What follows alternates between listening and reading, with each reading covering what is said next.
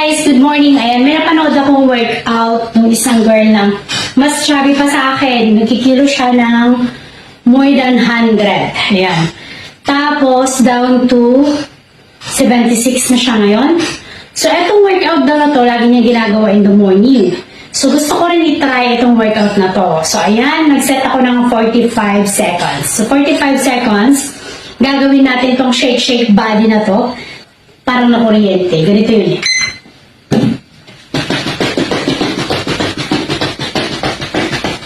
Ganyan lang daw siya, guys. So, lahat ng katawan mo as in gumagalaw. So, gagawin natin to ng 45 seconds. Yan. So, lahat ng taba ng katawan natin, ayan, masishake. Masishake niya.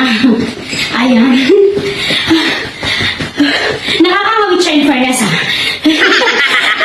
Hindi ko kinaya. Mayroon pa tayong 11 seconds. Ayan. Na natitira. So, ganun daw gawin natin.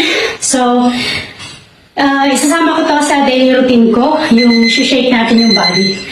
Ayan. So, actually, gusto ko talagang tanggalin is eto. Sobrang laki kasi talaga niya. At saka itong aking legs. Tawag dito. Nahirapan ako magpalit ng mga yan. Pero, ito try pa rin natin. Day 25 na ngayon. So, morning routine ko to.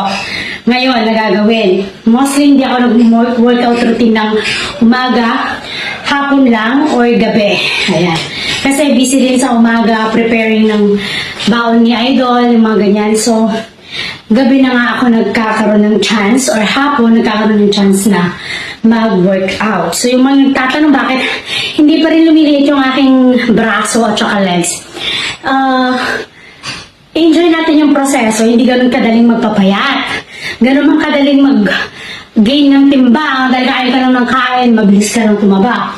Pero yung pagpapayat, sobrang hirap po talaga. Yan. So, yun guys. So, try nyo din yun. Baka makatulong din sa inyo.